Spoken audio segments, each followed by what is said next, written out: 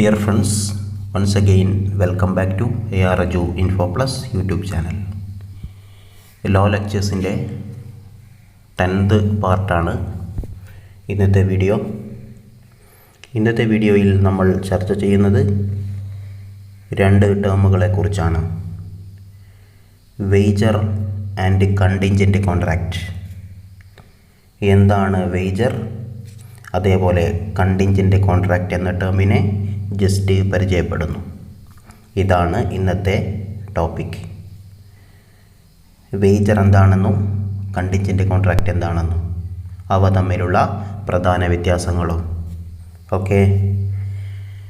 Contingent കോൺട്രാക്റ്റിനെ കുറിച്ച് വിശദമായ ചർച്ച അടുത്ത വീഡിയോയിൽ നൽകുന്നതായിരിക്കും. കണ്ടിൻജൻറ്റ് കോൺട്രാക്റ്റിനെ പരിചയപ്പെടുത്താൻ വേണ്ടിയിട്ടാണ് നാട്ടിൽ സാധാരണ നിലനിന്ന് പോരുന്ന ഒരു ഇടപാടായിട്ടുള്ള വേജർ പരിചയപ്പെടുത്തുന്നത്. Contingent contract is valid but wager is not valid, it is void. Wager എന്ന ഒരു എഗ്രിമെൻ്റ് നിയമവിധേയമല്ല, നിയമവിരുദ്ധമാണ്. എന്നാൽ കണ്ടിൻജൻറ്റ് കോൺട്രാക്റ്റ് നിയമവിധേയമാണ്. ഓക്കെ, ആദ്യമായിട്ട് നമുക്ക് വേജർ എന്താണെന്ന് നോക്കാം. Wager is an agreement by which money is payable by one person to another on the happening or non-happening of a future uncertain event. യഥാർത്ഥത്തിൽ ഇത് തന്നെയാണ് കണ്ടിൻജൻറ്റ് കോൺട്രാക്റ്റ്. ഒറ്റ നോട്ടത്തിൽ വേജറും കണ്ടിൻജൻറ്റ് കോൺട്രാക്റ്റും ഒരേപോലെ തോന്നുമെങ്കിലും they are not the same. Contingent contract is valid but wager is void. എന്താണ് wager? ഭാവിയിൽ സംഭവിക്കാം അല്ലെങ്കിൽ സംഭവിക്കാതിരിക്കാം അത്തരം ഒരു ഇവൻ്റ്, അത്തരം ഒരു സംഭവത്തിൻ്റെ അടിസ്ഥാനത്തിൽ രണ്ട് ആളുകൾ തമ്മിൽ ഉടമ്പടിയിൽ ഏർപ്പെടുന്നു. ഉദാഹരണത്തിന്, നാളെ മഴ പെയ്യുകയാണെങ്കിൽ നിനക്ക് ഞാൻ 1000 രൂപ തരും എന്ന് എ ബിയോട് പറയുകയാണ്. നാളെ മഴ പെയ്യാം, പെയ്യാതിരിക്കാം. ഈ ഒരു ഉടമ്പടി സാധുവല്ല, ഇറ്റ് ഈസ് വോയിഡ്. ഇത് വേജറിന് ഉദാഹരണമാണ്. Wager is an agreement by which money is payable by one person to another on the happening or non-happening of a future uncertain event. Okay, future uncertain event. All agreements by way of wager is void. No one can recover any amount promised under such a contract. അങ്ങനെ നാളെ മഴ പെയ്തു കഴിഞ്ഞാൽ ബിക്ക് എയുടെ അടുത്ത് നിന്ന് 1000 രൂപ വാങ്ങിക്കാൻ സാധ്യമല്ല, അസാധ്യമാണ്. കാരണം അവർ തമ്മിൽ ഒരു വാലിഡ് കോൺട്രാക്റ്റ് ഉണ്ടായിട്ടില്ല. ഇവിടെ കരാറ് വോയിഡാണ്. കാരണം വേജർ എന്ന പ്രകൃതത്തിലുണ്ടാക്കുന്ന കരാറുകൾ വോയിഡാണ് എന്നാണ് നിയമം അനുശാസിക്കുന്നത്. ഓക്കെ, അപ്പോൾ മനസ്സിലായി കാണുമല്ലോ എന്താണ് വേജർ എന്നത്. ഭാവിയിൽ സംഭവിക്കാം അല്ലെങ്കിൽ സംഭവിക്കാതിരിക്കാം അത്തരം ഒരു അനിശ്ചിതത്വത്തിൻ്റെ അടിസ്ഥാനത്തിൽ രൂപാന്തരപ്പെടുന്ന ഉടമ്പടികൾക്കാണ് വേജർ എന്ന് പറയപ്പെടുന്നത്. എന്നാൽ ഇതിൽ ചില എക്സെപ്ഷൻസ് ഉണ്ട്. Exceptions to the wager. ചില ഒഴിവുകഴിവുകൾ. ചില സാഹചര്യങ്ങളിൽ വേജർ വാലിഡാണ്, നിയമവിധേയമാണ്.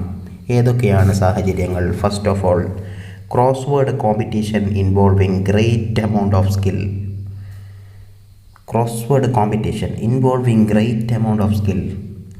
വലിയ സ്കില്ല് ആവശ്യമായിട്ടുള്ള ക്രോസ്വേഡ് കോമ്പറ്റീഷൻസ്.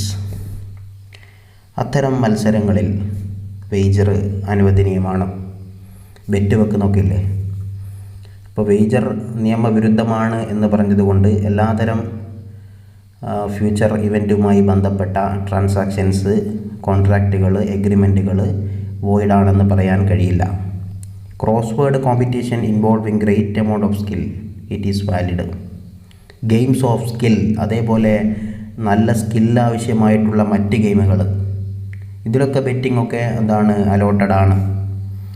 അതേപോലെ contribution towards the winner of horse race if the prize money is ₹500 or more.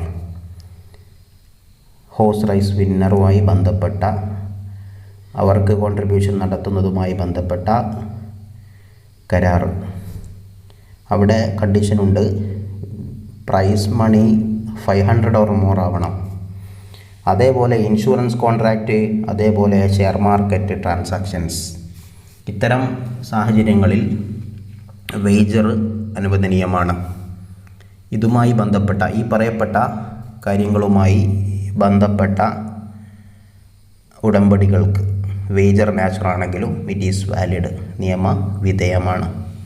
Okay, വേജറിനെ കുറിച്ച് ആമുഖമായിട്ട് ഇത്രയാണ് പറയാനുള്ളത്. ഇനി നമുക്ക് എന്താണ് കണ്ടിൻജൻറ്റ് കോൺട്രാക്റ്റ് എന്ന് പരിശോധിക്കാം. അതിനുശേഷം differences between contingent contract and wager, contingent കോൺട്രാക്റ്റും വേജറും തമ്മിലുള്ള ഒരു താരതമ്യ പഠനവും ആവാം. ഓക്കെ ഫ്രണ്ട്സ്, എന്താണ് contingent contract? A contingent contract is a contract to do or not to do something if some event collateral to such contract does or does not happen. Wager പോലെ ചുമ്മാ ഉണ്ടാക്കിയ ഒരു ഉടമ്പടി അല്ല ഇത്. കണ്ടിൻജൻറ്റ് കോൺട്രാക്റ്റ് എന്ന് പറയുമ്പോൾ ഒരു മെയിൻ ഇവൻ്റ് അവിടെ വേറെ ഉണ്ട്, അതുമായി ബന്ധപ്പെട്ട collateral to a main contract, main event, അഡീഷണലായിട്ടുള്ള ഒരു സംഭവമാണ് കണ്ടിൻജൻറ്റ് കോൺട്രാക്റ്റ്. വേജറിൽ അത് തന്നെയാണ് കോൺട്രാക്റ്റ്, മെയിൻ അത് തന്നെയാണ്. ഇവിടെ അങ്ങനെയല്ല. കണ്ടിൻജൻറ്റ് കോൺട്രാക്റ്റ് എന്ന് പറയുന്നത് ഒരു പ്രധാനപ്പെട്ട ഒരു കോൺട്രാക്റ്റ് അവിടെയുണ്ട്, അതുമായി ബന്ധപ്പെട്ട് ഭാവിയിൽ ഇന്നൊരു കാര്യം സംഭവിച്ചാൽ ചെയ്യണം അല്ലെങ്കിൽ ചെയ്യാതിരിക്കണം എന്ന് പറഞ്ഞുകൊണ്ടുള്ള മെയിൻ ഇവൻ്റ് വേറെയാണ്. അതുമായി ബന്ധപ്പെട്ട് കച്ചവടത്തിലൊക്കെ ആവശ്യമായിട്ട് വരും കണ്ടിൻജൻറ്റ് കോൺട്രാക്റ്റ്, ഈ ട്രാൻസാക്ഷനുമായി ബന്ധപ്പെട്ട്.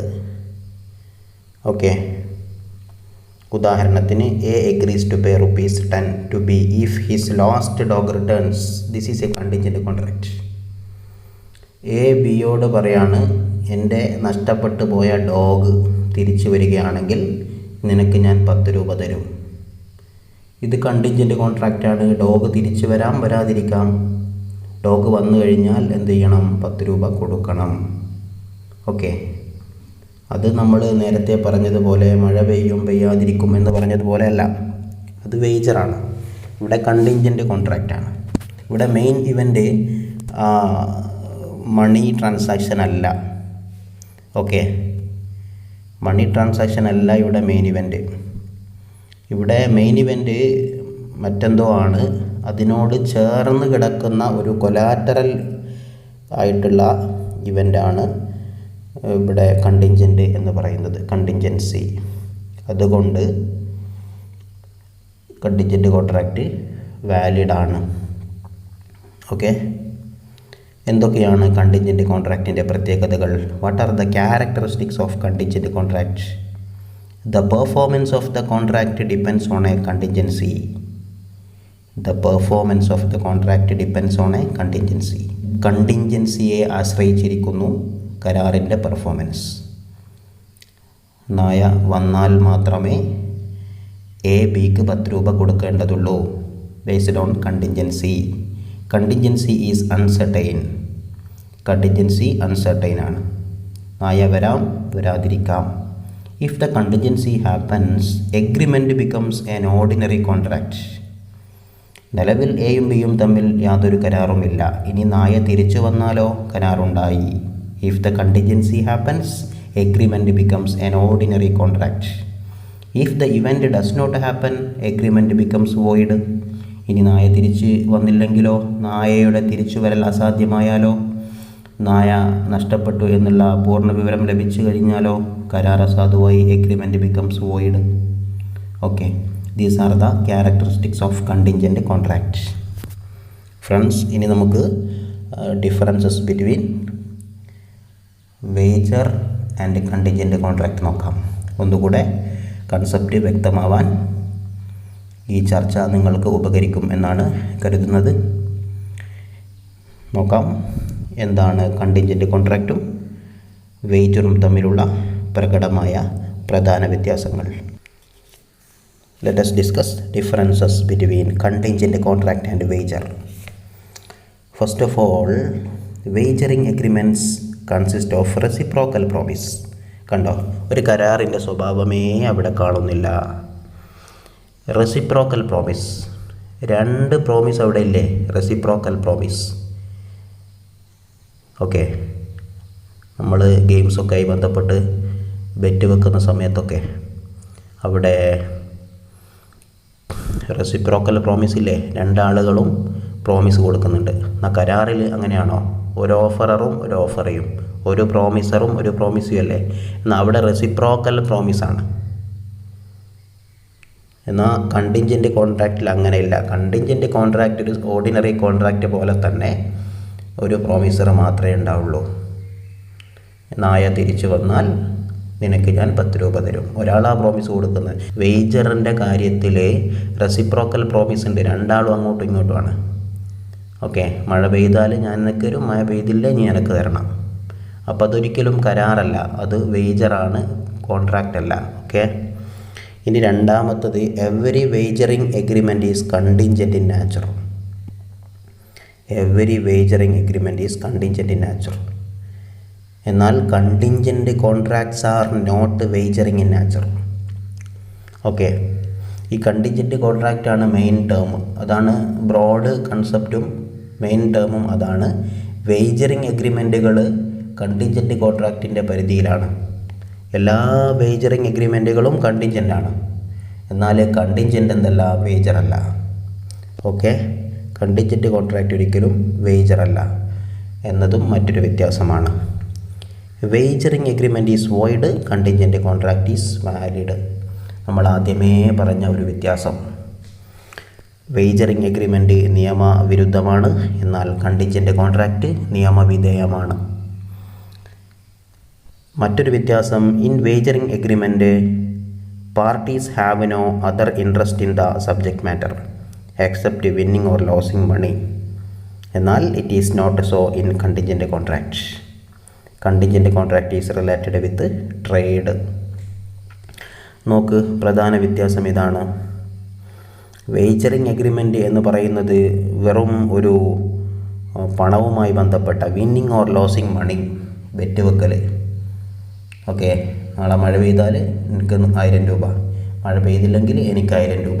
അവിടെ ഒരു പണത്തിൻ്റെ ഒരു വിന്നിങ് ഓർ ലോസിങ്, പണം കിട്ടുന്നു പണം നഷ്ടപ്പെടുന്നു എന്നുള്ള ഒരു കാര്യം മാത്രമേ അവിടെയുള്ളൂ. മറ്റ് പവിത്രമായ വിഷയങ്ങളൊന്നും ഇടപാടുകളൊന്നും അതിൻ്റെ പിന്നിലില്ല എന്നതുകൊണ്ട് തന്നെ വേജർ എന്താണ്? വോയിഡാണ്.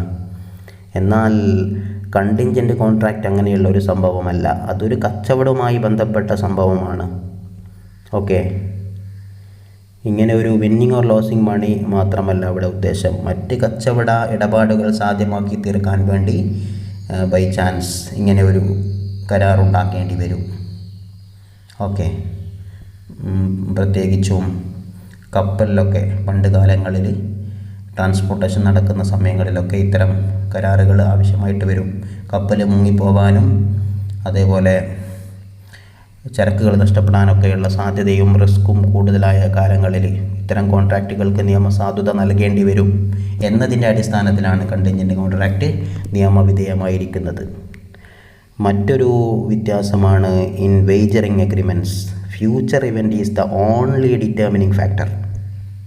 എന്നാൽ in contingent contract future event is only collateral to the main agreement. Meaning പറയുമ്പോൾ തന്നെ നമ്മൾ പറഞ്ഞു പോയതാണ്, വേജറിങ് എഗ്രിമെൻ്റ് എന്ന് പറയുന്നത് ഫ്യൂച്ചർ ഇവൻറ്റിനെ മാത്രം അടിസ്ഥാനപ്പെടുത്തിയിട്ടുള്ളതാണ്. It is the only determining factor. നാളെ മഴ പെയ്യുക പെയ്യാതിരിക്കുക, കളിയിൽ ജയിക്കുക ജയിക്കാതിരിക്കുക, അങ്ങനെയുള്ള ഒരു അത് മാത്രമാണ് അവിടെ ഡിറ്റർമിനിങ് ഫാക്ടർ. എന്നാൽ കണ്ടിൻജൻ്റ് കോൺട്രാക്റ്റിൽ അങ്ങനെയല്ല. ഈ പറയുന്ന സംഭവം ഉണ്ടല്ലോ, സംഭവിക്കുക സംഭവിക്കാതിരിക്കുക എന്ന് പറയുന്നത് മെയിൻ ഇവൻറ്റുമായി ബന്ധപ്പെട്ടതല്ല, അത് ഓൺലി കൊലാറ്ററലാണ്. മെയിൻ ഇവൻറ്റുമായി ബന്ധപ്പെട്ട സംഗതിയാണ്. കച്ചവടമാണ് മെയിൻ, ബിസിനസ്സാണ് മെയിൻ.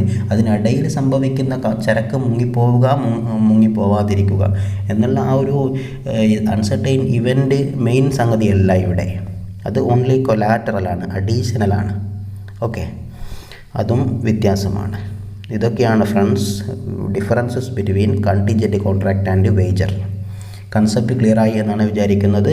അടുത്ത വീഡിയോയിൽ കണ്ടിൻജൻറ്റ് കോൺട്രാക്റ്റുമായി ബന്ധപ്പെട്ട മറ്റ് നിയമങ്ങളാണ്, റൂൾസ് റിഗാർഡിംഗ് കണ്ടിൻജൻറ്റ് കോൺട്രാക്റ്റ് ആണ് ഡിസ്കസ് ചെയ്യാനുള്ളത്. Let us see again with another topic in another video. ഈ ചാനൽ നിങ്ങൾ ഇനിയും സബ്സ്ക്രൈബ് ചെയ്തില്ല എങ്കിൽ ഉടനെ തന്നെ സബ്സ്ക്രൈബ് ചെയ്യുക. ഈ വീഡിയോ നിങ്ങൾക്ക് ഇഷ്ടമായെങ്കിൽ ലൈക്ക് ചെയ്യുക, മറ്റുള്ളവർക്ക് ഷെയർ ചെയ്യാനും മറക്കരുത്. നിങ്ങളുടെ വിലയേറിയ അഭിപ്രായങ്ങൾ കമൻറ്റുകളായും രേഖപ്പെടുത്തുക.